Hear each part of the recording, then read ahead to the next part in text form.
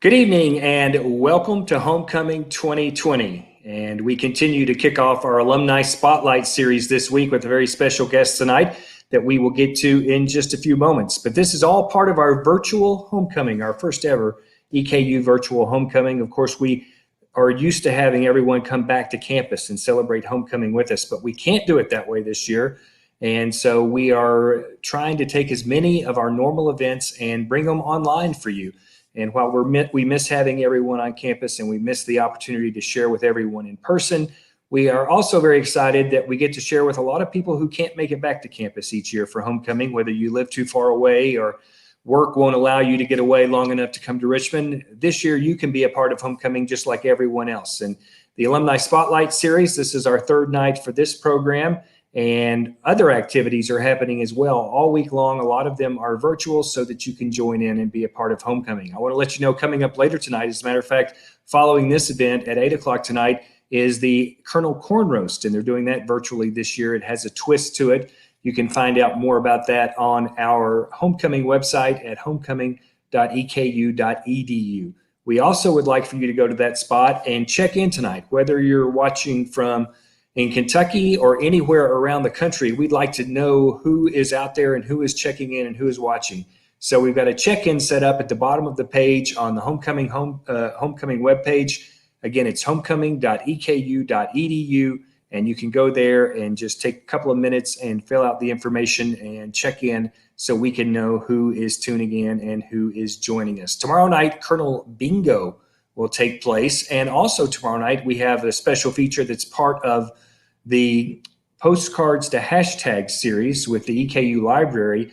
And it's also co-sponsored with the Office of the Vice President for Strategic Initiatives and Diversity and Equity and Inclusion. That's a mouthful, but it's a talk about race relations through the years at EKU, and it will feature a panel of alums and also current students. That will be at 8 o'clock tomorrow night.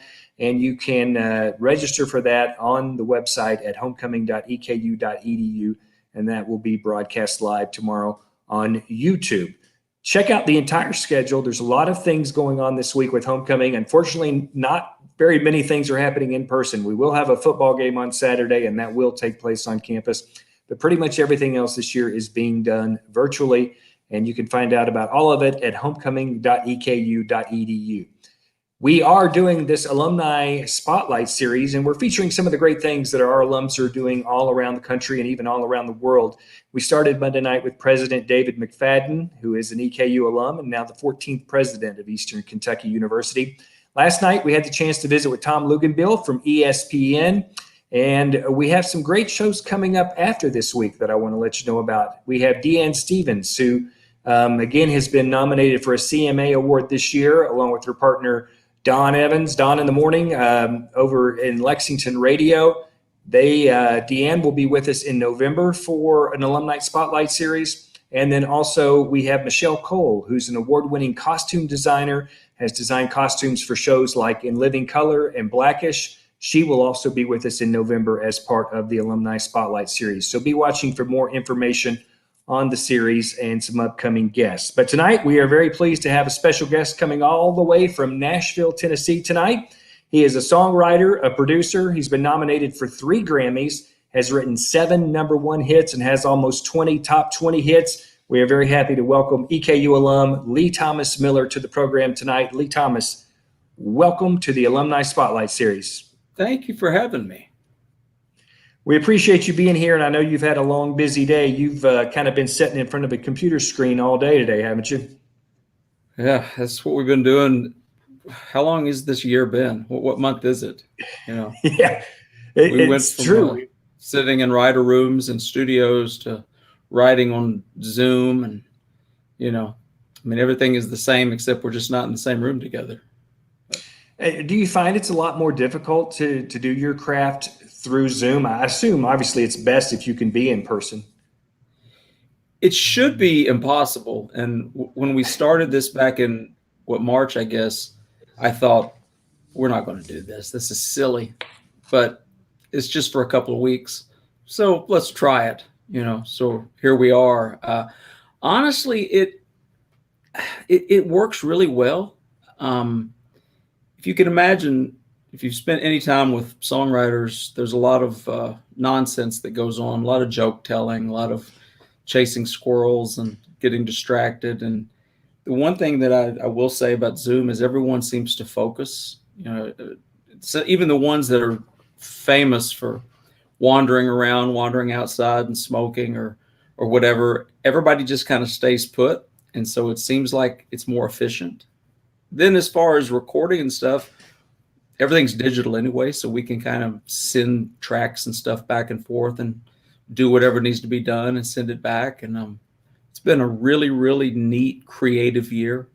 When I start talking about it, I kind of want to gag, but then I'm like, no, I have to say it's worked really well, at least for me.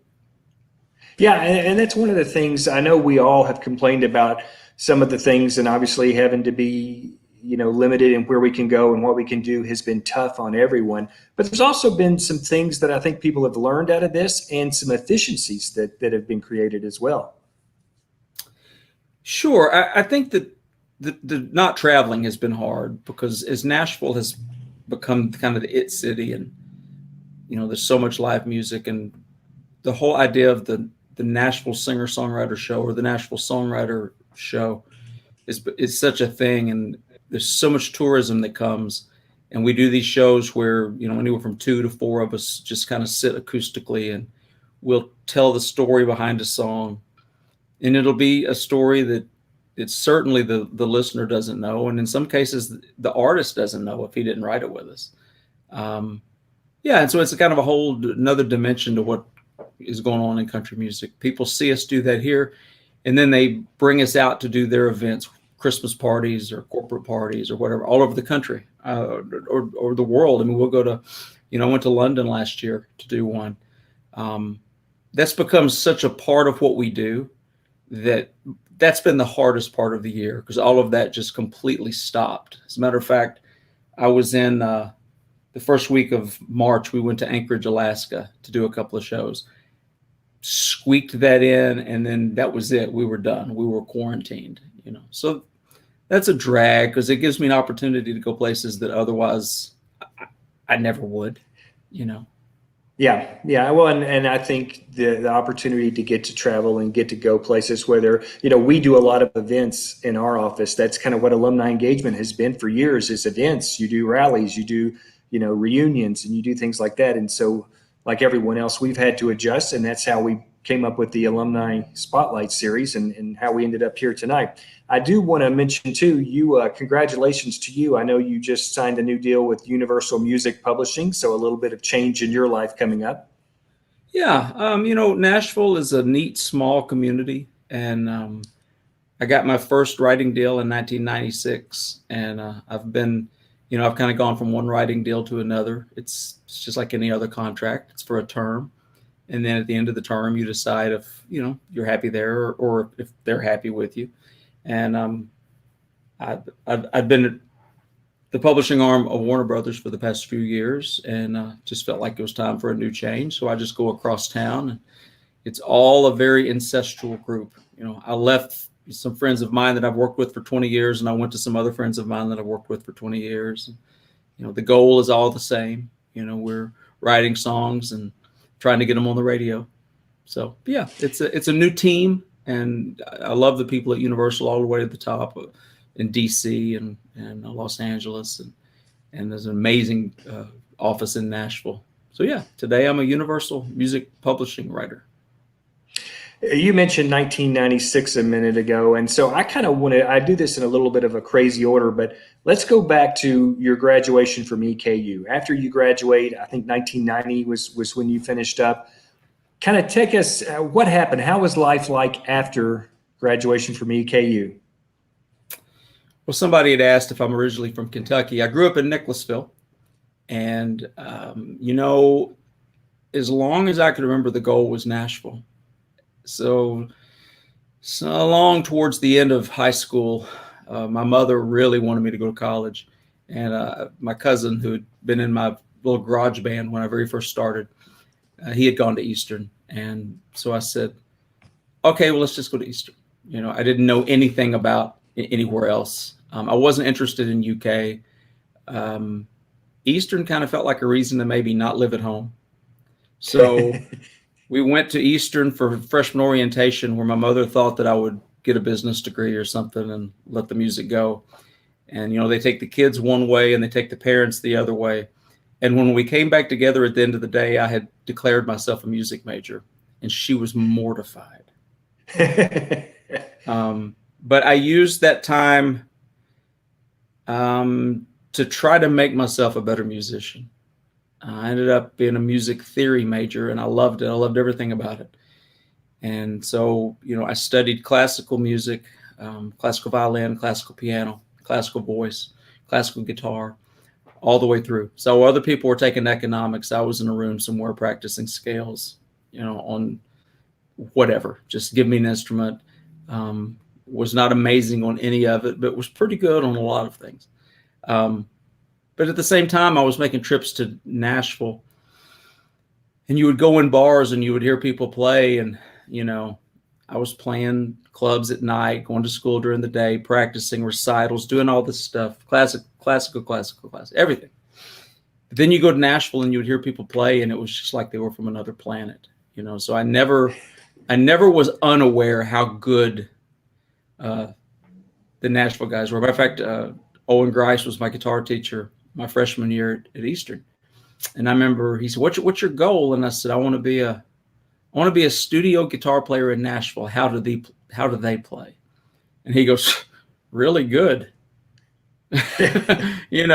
So that was the goal. And so I just, got down in the trenches and learned, got out of college, literally was just making some money to go. 6 months later, June 1st of 1991, I moved to Nashville. I had met a friend who lived in an apartment in one of the suburbs. I went straight to that apartment complex and got a apartment.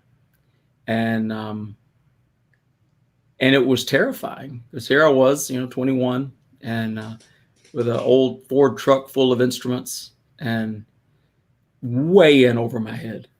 but I just started hanging out with the people who were wanting to do it and meeting the people who were doing it. And I know it was hard. I know it was scary, but it was so exciting. I don't remember a lot of the other stuff. You would, just by being in Nashville, you would see people at the store or walking down the street, and relationships. One led to another. And you just worked your way up until finally something good happened, and then something great happened. That's how it started.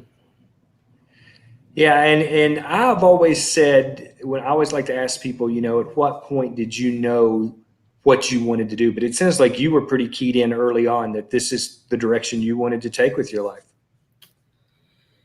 Yeah, my mother called it the curse because, I remember Daddy, he said, well, you all have your band, you're practicing, how many songs do you think you know? I think I was 14. And we sit down and we wrote down the list of how many songs we could play. And then Daddy went through them and he made the list of the ones we needed to work on. And he said, well, let's have a show. And Daddy hated music. He had no interest in music, but he thought it was good for me to have something to do, And so he pulled a tobacco wagon into the barn and ran drop cords from the house up there for electric. And we invited friends and family, and Mama cooked, and we had bought a little $100 PA system, and we stood on this wagon, me and two other guys, and we played our songs and sang our songs. And whether they were just being kind or not, everybody loved it.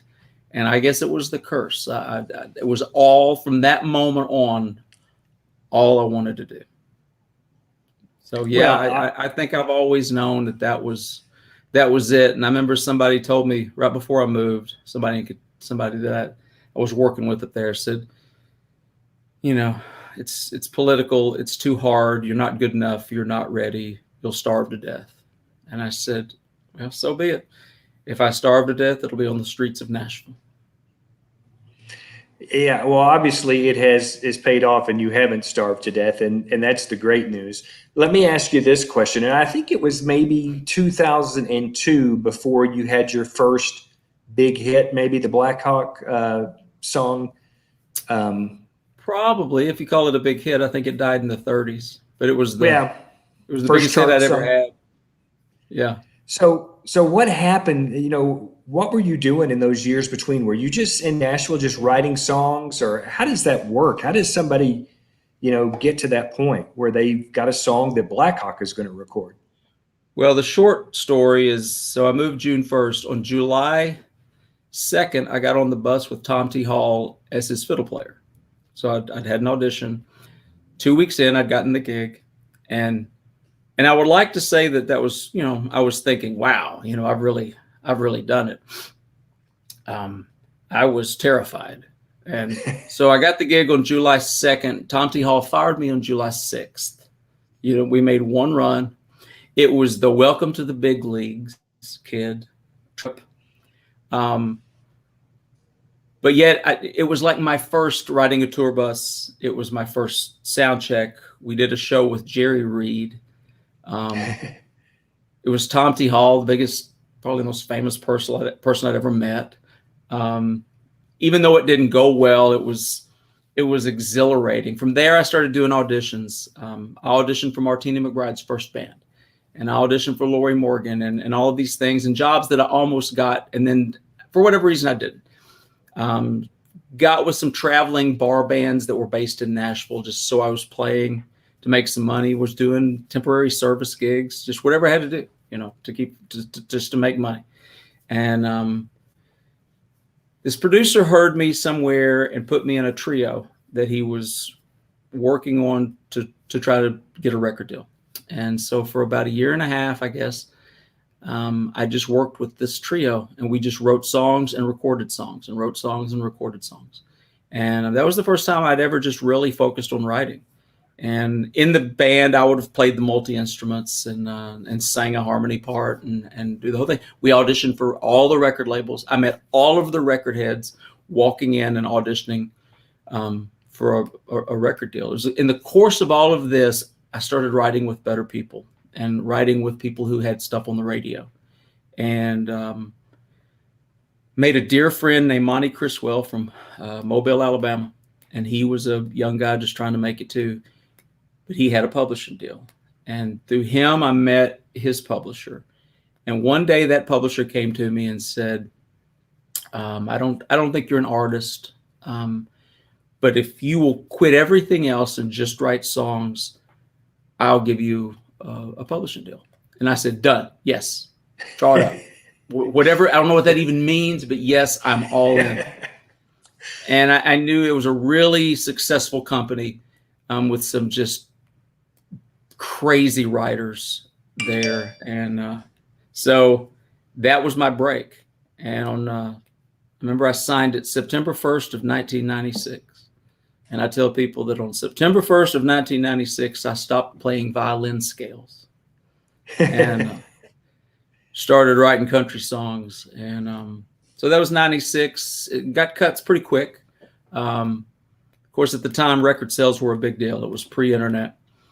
And it was amazing. I wrote for the same company that ZZ Top wrote for. And, so these are the people that all of a sudden you're seeing at Christmas parties and stuff, and it was really exciting. A couple of things came out as singles and you think that, we've made it. And then they died in the 50s or 40s. And then wrote with Black Hawk, who I'd been a fan of. We hit it off really well. They were doing an album. I got a couple of cuts on that album. And then they put one of them out as a single. As a matter of fact, they asked them to play the halftime show at the Steelers-Titans game in Pittsburgh. And I told my publisher, I said, I want to go. I want to go. So they flew me to Pittsburgh to see Black Hawk sing my song at Heinz Field, even though it wasn't halftime wasn't televised. But all of that was big things that felt like you were going in the right direction. I think that song died at 33. But I was in the game, and I was at a publisher that I knew when I wrote songs, everyone was hearing the songs. So, do you remember the very first song you ever wrote? No, I would have been a kid.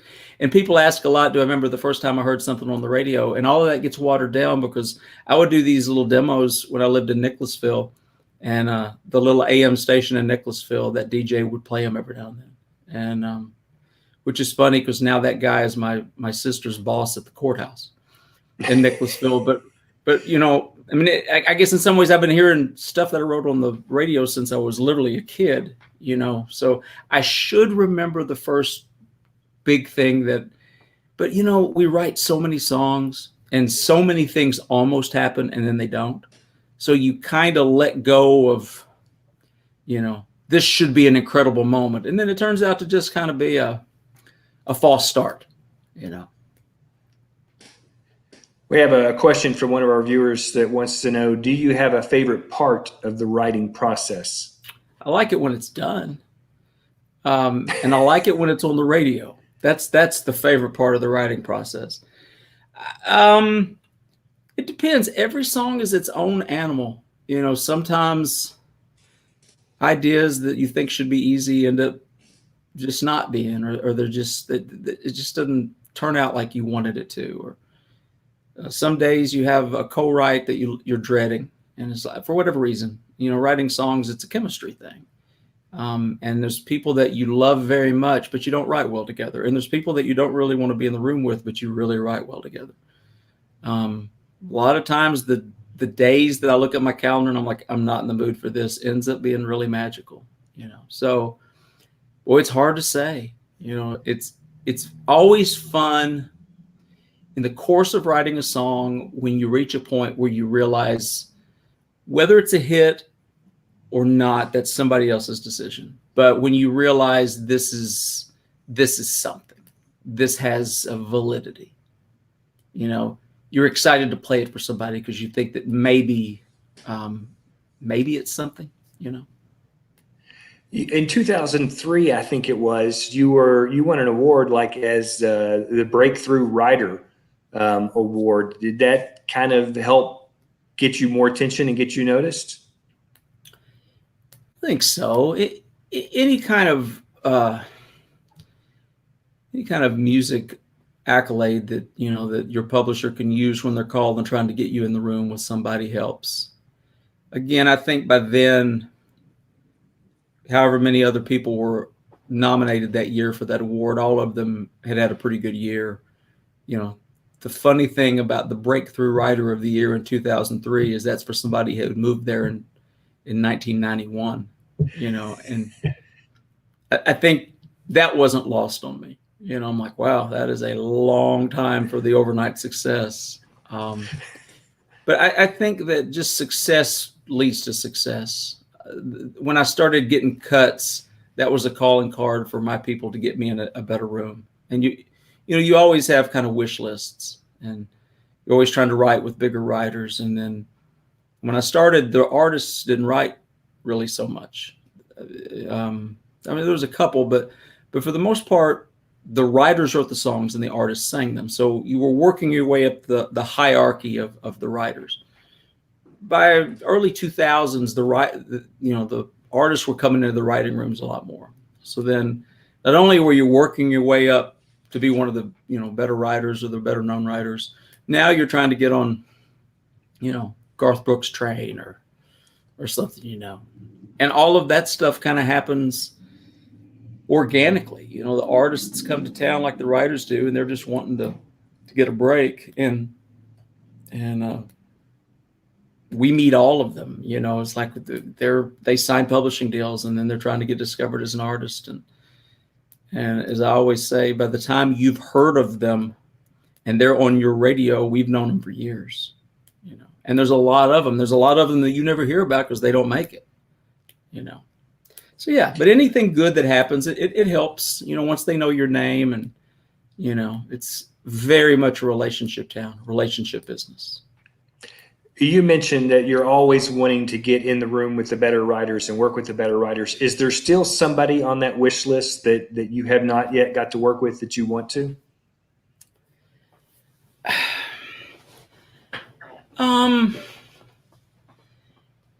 No, I've had an amazing amount of opportunities. For business purposes, I could tell you maybe some people that I would like to write with, but maybe because they've had an amazing amount of success. When I first started, there was all of these legendary people that, I just read their names on, record, liners and stuff. And everybody, you have the music that you personally love. And so once I started being around the people that had written the songs that made me want to do this, I started working on that wish list. I started being in the room with, I've written songs with Randy Owen of Alabama. Well, Alabama was everything in the world to me. That was my Beatles, and I got to be really, really close with those guys.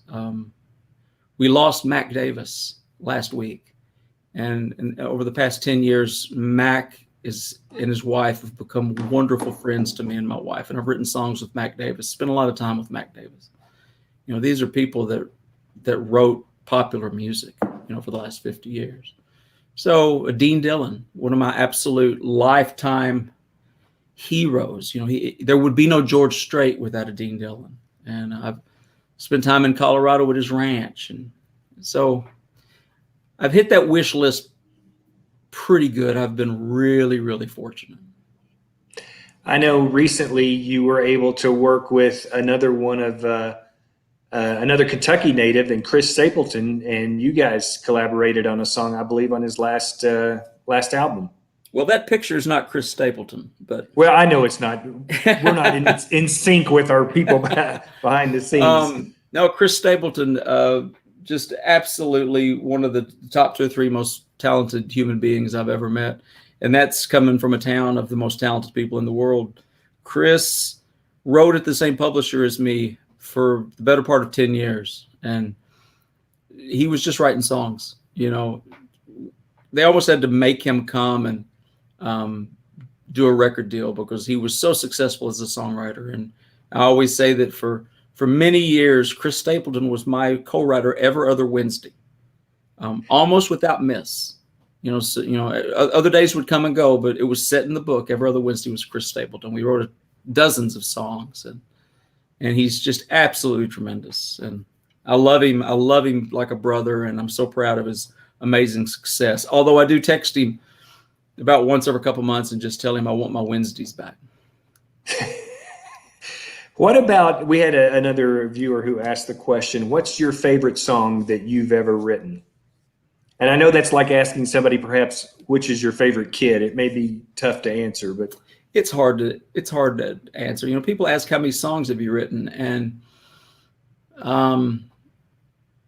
you know, look, I don't do anything else. I get up every morning, and that's the job for the day. It's not like you do it when you're in the mood, or it's not like you work it in around something else. You know, 5 days a week, at the minimum, 5 days a week, it's in the calendar booked probably 6 to 8 weeks in advance.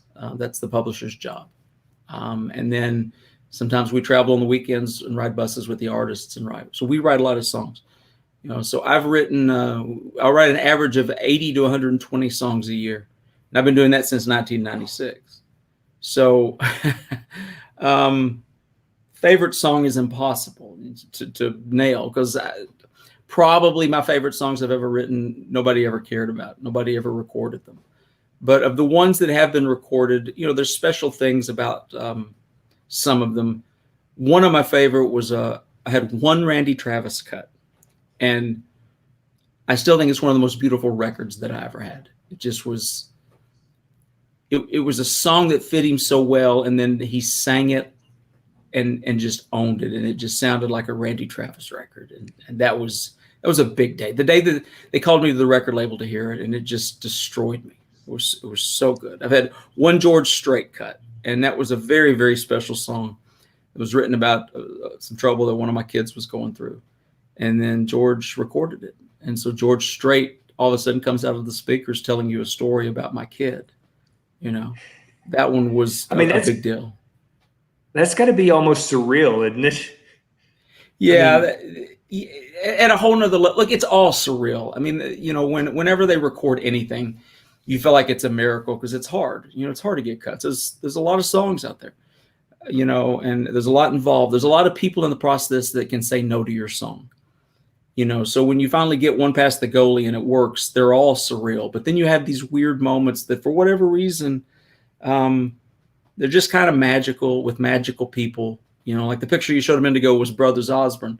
They're just a couple of my favorite people in this town. And that's a relationship that happened. Our publisher put us together. We literally met in the writing room. And I always say we shook hands and told dirty jokes for 2 hours. And then we wrote It Ain't My Fault. And we've just been very, very close. I've been on every album that they've had, and they have an album that just came out last week, and I have a couple of things on there. And I love the work relationship with them, because I think they're absolutely brilliant and incredibly next level talented. But they're also really, really dear friends. You know, that stuff makes some cuts special. What about you have had some real good success, and you mentioned earlier Brad Paisley. I mean, I think he's had 3 songs that went, 3 of your 7 number ones were Brad Paisley tunes, right? Yeah. Mm-hmm. You must have obviously a pretty good chemistry working together. He's one of my oldest friends.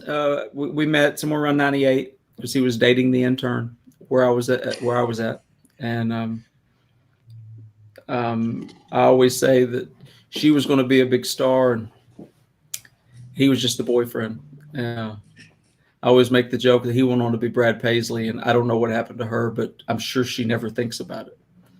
But no, ever since then, again, it's just relationships are weird, and we hit it off, and spent a lot of time with him between here in California. He has a place out there, and Brad really only writes when he's making a record. He doesn't write year round, you know. So when it's time, you know, it's intense. I mean, we spend.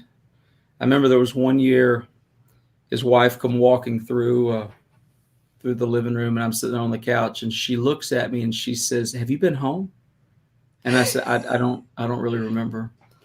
And she says, "I swear," she says, "you're seeing me more than I am." And but that's the way he creates, you know. matter of fact, I mentioned earlier I was almost late jumping on this because I've been Zooming with him all afternoon. He's working on some new stuff.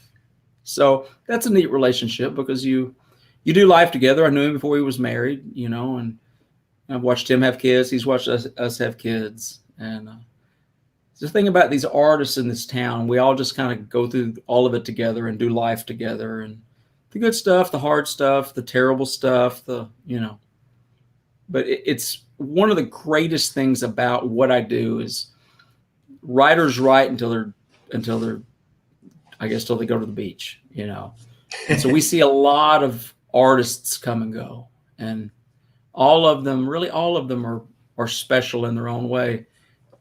And then every now and then one of them is just, a lifelong friend, and we get to see where the bodies are buried. Well, in addition to writing the music, you also have been a very strong advocate for songwriters. And I know you currently serve as the board president for the Nashville Songwriters Association, and you even do a lot of lobbying in Washington, D.C. I've spent more time in Washington, D.C. than anyone should have to spend in prison. It's kind of like prison, I'm imagining. Yeah, the copyright's a bad deal. It's if you were a business person or a lawyer and you were looking at going into a field, and if you looked at the way it works, if you were wise, you would say, this is terrible. This is an impossible way to make a living. And then that was before the internet. The government sets the rates for what we get paid based on part of it is from 1909 and the other part's from 1941. And really, it was kind of frozen in stone for a long time. First question is, why in the world is the government in the business of copyright rates? But when record sales were good, we got paid enough that not that we had any power, we had no say, but we were able to make a living, and the business was healthy. And by about 2005, piracy had come in. People were no longer buying records. They were just illegally downloading them. And that was the first major league crisis.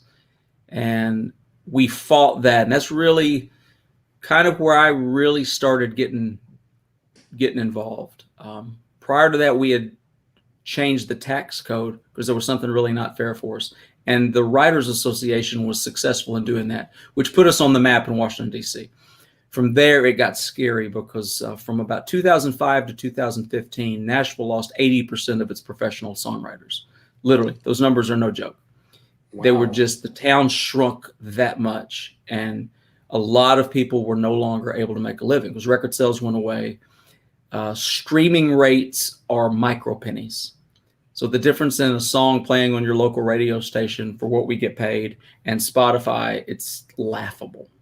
So thus became the David and Goliath fight in Washington, trying to do something, which doing something is very complicated. So it was, I was going monthly, multiple trips a month, and we were bringing members of judiciary here. I've sat with multiple White House administrations, White House cabinet members, commerce secretaries and such, just trying to make them understand that something has to change. And long story short, testified before both houses of Congress, along with countless Library of Congress, Copyright Royalty Board hearings, and hundreds and hundreds of meetings with individual members of Congress. And we got a bill. The bill was on life support for years. I would have said to the songwriters, I would tell them, it's just going to take some time, but it looks good. The reality was it did not look good. It looked like it was never, ever, ever going to happen. And we had some friends in the right places that we made the right compromises at the right time, got a little bit of help here and there, a little bit of luck, a little bit of timing. And I guess it was September, I think, of 2018, I was in the White House with the president when he signed the Music Modernization Act into law, which at least begins to fix some of the technicalities to get us a better rate every time the song is played on streaming services. Yeah, it certainly changed the world with streaming. It changed my world because now I've got not only a lot of vinyl, but a lot of CDs that really, um, you know, they're just for me now and they're in a box. Well, Although I this can still picture is listen to my Congressman Doug CDs. Collins. This congressman right there, the third one from the left, if it should be his bill. They put some other politicians' names on the bill because that's the way politics works. This is a congressman from Georgia. It's his bill. If it wasn't for him, it wouldn't exist. He absolutely did not stop until it happened. Well, and I guess that's what you got to have is somebody on your side and somebody Yep. who will fight for you. You've also done some producing. Is that something you want to do more of, or would you prefer to just mostly do songwriting? Well, again, music evolves. When I was producing, there were some singers that were singing demos for me, and the songs would get some attention, and then the labels would say, "Who's that singing?" And again, there's a lot of people here, kids here, that are trying to get deals, and so it just turned out that several of the kids that were singing demos for me were really good, and so there were some labels that would come in to get interest, and I got a couple of the people that I was working with signed to record deals, and so I did their records. That led to really the most notable one I did was Steve Holy. His label came to me and had me do a couple of albums on him. We had a couple of hits. Yes, I enjoyed it to a degree. It's a little bit different now, but certainly then record producing was its own art, but it was more of a, I don't know, it was more of a bartering with the record label on lots of things that had nothing to do with music. And I just discovered that when my songs had success, that was really, really exciting. Fighting this battle with, artists and labels, and then I'm the go-between. If they're having trouble with their label, I'm stuck in the middle.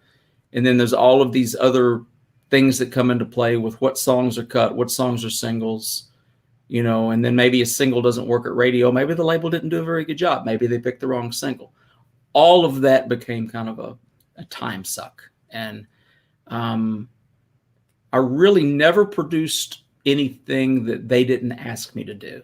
There wasn't a whole lot of me in there begging, So I guess I was spoiled in that way. But when that the last artist I was working with kind of ended, I just wrote. I didn't chase it. I tell people, I kind of feel like in this town, you've got to decide which impossible job you want, and put all of your energy into that because, it's a no business. We've got a couple more questions from some of the folks tuned in tonight. From where do you draw inspiration for your songs? Is it your roots, your relationships, hard times? That comes from Ann Bond Banks.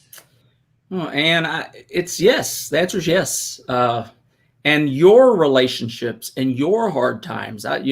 Tell me your story. Because the real stuff is what we write about. It's why people love country music. Country music talks about stuff that people deal with. That's why it's popular. I always say, if you're really, really in a bind and your heart's hurt and you need somebody to talk to about the wheels coming off of your life, don't talk to a songwriter, because the minute that you say something intriguing, we're just going to kind of disappear. Like, I'm sorry, what were we doing? It's like, it's like immediate. It's like, oh, if you said it like, she said it like this, but if you said it like that, and yeah, those so wheels it's like, start turning. To me, the inspiration's always been the idea. I feel like even if it's something terrible, a relationship, some hard time in your life, there's something from that that'll spur a thought. And then it's not my job to write autobiographical about what just happened to me, because you're not going to know anything about that. You don't care about that. But if I could take that idea and turn it into a general emotion that, we always say that, Joe Bob down at the BP gets, that's the key. Something that everyone understands. Next question is, do you recall sneaking out early from a university singer's dress rehearsal to go see Clint Black open for Dwight Yoakam at Alumni Coliseum? Okay. You didn't have the nerve to leave because you were afraid of Dr. Greenlee. Well, we were all afraid of Dr. Greenlee. Okay. You know what's funny? Okay. I remember details about the Clint Black Dwight Yoakam concert. I remember where I was standing. I remember what they were wearing. I remember everything. I do not remember anything about skipping out of university singers early. So that didn't stick with me. Apparently, I was going to that concert. It didn't matter what else was going on. That was an amazing concert. If you got to see that concert in what, Kelly, that's like 89, I'm guessing, probably. It's probably around 89. Yeah. And it's a shame that you had to endure the horrible acoustics of Alumni Coliseum for it. It's probably been even better. But if you're close enough to the stage, usually it doesn't sound too bad. No, it didn't matter. It was terrible, but it didn't matter. It was fantastic. Tin Pan South was my first experience with Songwriters. Loved it. Have you participated in it? I can't wait to go back. Lyrics first or the melody? Tin Pan South is the biggest fundraiser that the Nashville Songwriters Association does. So every spring, it's about 4 or 5 days long, over 10 or 12 different venues in Nashville. And it's every night, just songwriter shows. Again, sitting on stools, playing the songs, telling the stories. It's amazing. People come from all over the world for Tin Pan South every year. Yes, I've been doing Tin Pan South, I don't know, 20 years. I mean, since the first time that I had something on the radio that somebody might know, I was doing Tin Pan South and the Bluebird Cafe and everywhere else that somebody would let me play and sing my hit. Yes, it's wonderful. This year it's going to be virtual like everything else. Matter of fact, it got moved from the spring to, I think it's this week actually. Hopefully come next spring, we'll be back to doing it. Wonderful time to come to Nashville. I recommend everybody come to Tin Pan South. Melody or lyrics. I feel like as a rule, people write everything at the same time. Most of us, this is how we'll do it. We'll have a conversation. Who's looking? Well, Blake Shelton's cutting next week.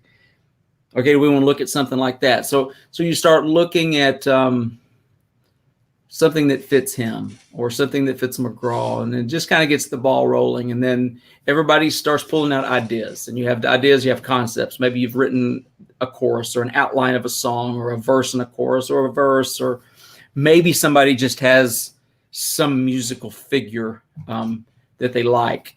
But regardless, by the time you're sitting there making any progress at all, it's all kind of happening at the same time. The title and the gist of what you're wanting to do will determine the tempo and the tone of the song, which will kind of determine,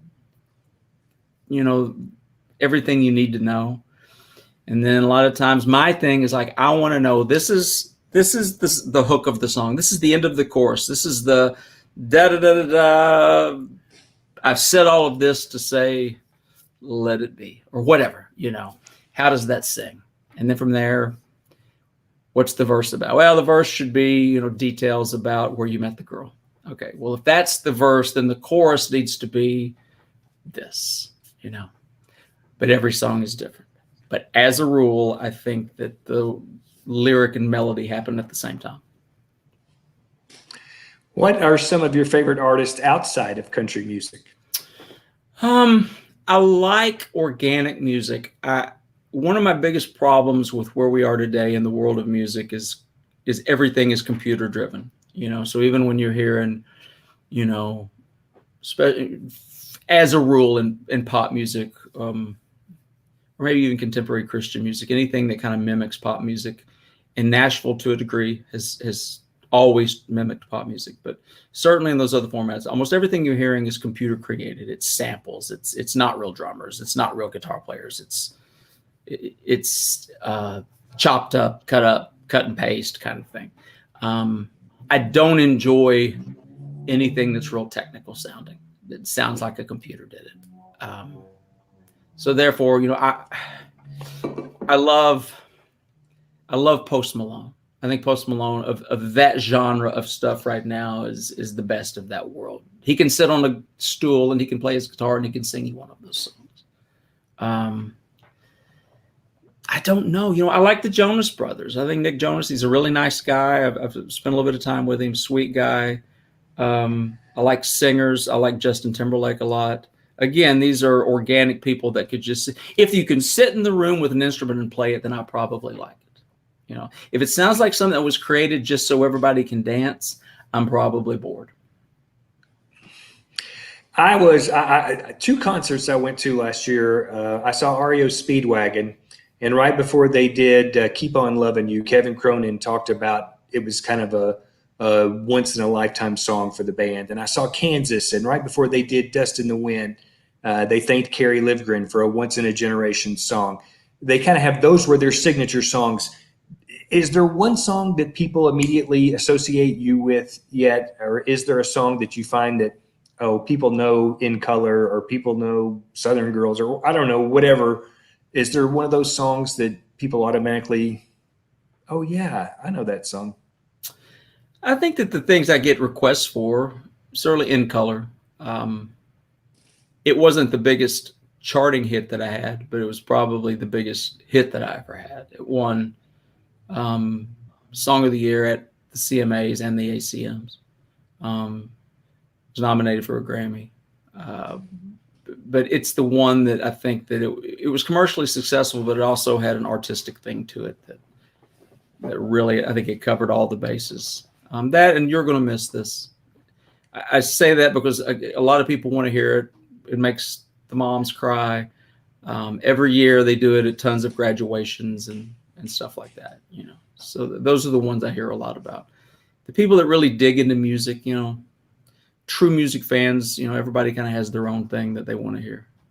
If I was going to say, it'd probably be, if I was going to sing two songs somewhere, it would probably just be those two. Excellent. I think did we have one more question, Steve, that we wanted to get in?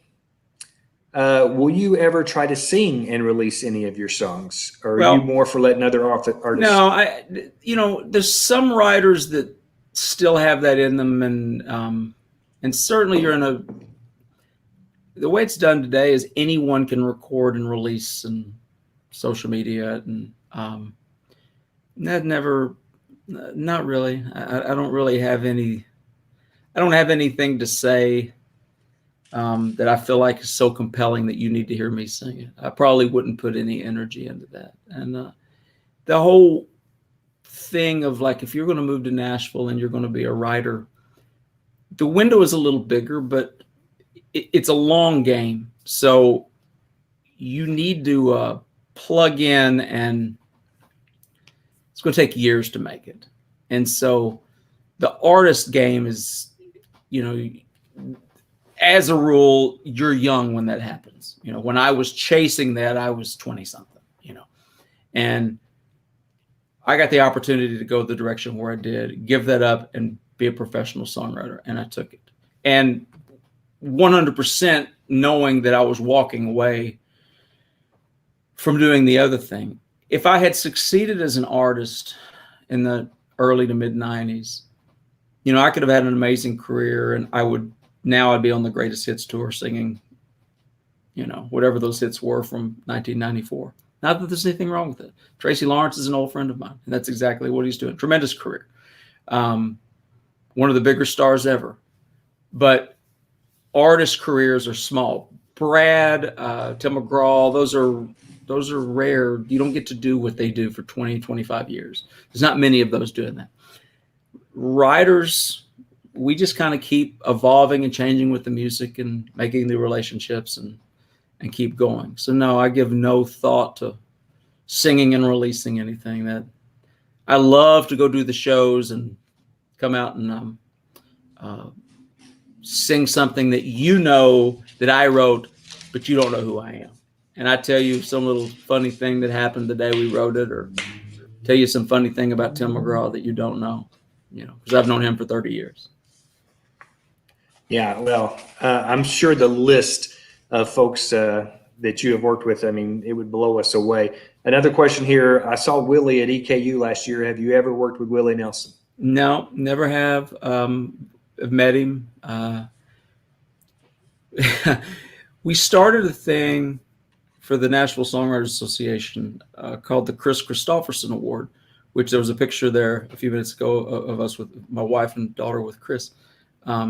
This picture was taken at the 50th anniversary of the Nashville Songwriters Association Awards at the Ryman Auditorium, and I hosted, and we honored the top 50 songs, the songs of the year. Like every year, NSAI has a song of the year, and we honored all 50 of the songs of the year for the Nashville Songwriters Association. You're going to miss this. It's been one of those. So it was a big thrill. Christopherson had 3, So this event, it was my job to introduce Chris, which I said that I felt like my career peaked with, ladies and gentlemen, Chris Christopherson. One of the biggest thrills of my life is me and Chris Christopherson on the stage at the Ryman. Prior to that, we're standing here and we're getting ready to walk out. Show's getting ready to start. We're going to take some pictures before we open the curtain. And this is my youngest daughter, the only one that wanted to come to Dad's thing that night. And so as we walk out on the stage, Chris is standing and my youngest daughter gasps. And I said, "Yeah, baby, I know." And she goes, "It's the grandfather from Dothan's Tale," which killed me. I said, "Oh, my word, yes, it is." And he wrote all of the songs, That being said, we got permission from Chris to name the Songwriter Award the Chris Christopherson Award, and it would go to, some legend, somebody that's done something above and beyond in the world of songwriting. And Chris said, "I'll do it, but I want the first one to be to Willie Nelson." So we had a private event at the Bluebird Cafe, and it was just press and some of the old school, like Larry Gatlin and some of my, T.G. Shepherd and some of my childhood heroes. That's all that was there. And I had to introduce Chris Christopherson so he could introduce Willie Nelson. And I was a nervous wreck. I'm standing there. It's me and Willie and Christopherson and Willie's guitar. And I'm just like, this is about as fantastic as it gets. That's as much time as I've spent with Willie Nelson was that night. And I promise you, he doesn't remember it for a lot of reasons. Absolutely. Lee, I could talk to you all night long, and I'm sure our folks would love to hear stories all night long. Unfortunately, we're about out of time. I do want to ask one final question, and you've been nominated for 3 Grammys. You've had 7 #1 hits. Is there something still out there? Is there something that you still would like to get to, some accomplishment that you're still shooting for? Well, I've got to win the Grammy. I feel like the Susan Lucci of the Grammys. And it's amazing to be nominated for a Grammy right up until somebody else wins it. So I'm a little bitter about that. You want more. You want all of them to go #1. Some of the songs that have changed my life are not in those 7. So it's not always the #1 record that necessarily changes the way the sun comes up. Other than that, more of the same. It's like I like my life. I like the gig. I like the people. I've been married 1,000 years, raising kids, doing this. My wife has been able to stay at home and raise 4 babies while I sit around and write hillbilly songs. So it's hard to ask for much more. It's been Eastern Kentucky University prepared me for exactly what I wanted to do with my life. And I have no regrets. Well, that's a perfect spot for us to wrap up tonight. And I can say on behalf of the university and all of our alums that you have given us a lot of thrills over the years, and we've enjoyed the music. And keep on writing, keep on going. We love what you're doing, and we want to hear more. Thank you. Thank you for having me. Thank you. Lee Thomas Miller with us tonight, live from Nashville, Tennessee, talking about his great career here on the Alumni Spotlight Series. I want to remind you, for folks who are hanging around, there's going to be more tonight. Bingo coming up. Matter of fact, it's going to happen pretty quick. So if you want to play, bingo's tomorrow night. Tonight is the Colonel Corn Roast. If you want to join that starts at 8 o'clock tonight. Tomorrow night's bingo. Tomorrow night at 8 o'clock is our discussion on race relations at EKU. If you would like to watch that and participate in that, it'll be live on YouTube. You do need to pre-register so we can send you the link, and you can do that at homecoming.eku.edu. Tomorrow's event also is on the screen there. You can check it out there. The entire week is at at homecoming.eku.edu. All of the events that are coming up, you can check it out there. This is our last Alumni Spotlight Series show for the week. We will tell you our next broadcast right now is scheduled for November 10th. We will be back on November 10th when we will have Deanne Stevens from Lexington Radio and Television. And then later in the month of November, Michelle Cole, who is a costume designer out in Hollywood. So we've got more to come. Please stay tuned and keep your eye on your email and on the website for more updates about more of the Alumni Spotlight Series. Again, special thanks to Lee Thomas Miller tonight for joining us, and also to Alex Hanovan and Steve Greenwell, who are taking care of everything behind the scenes. Until next time, I'm Dan McBride. Happy homecoming, and we'll see you soon.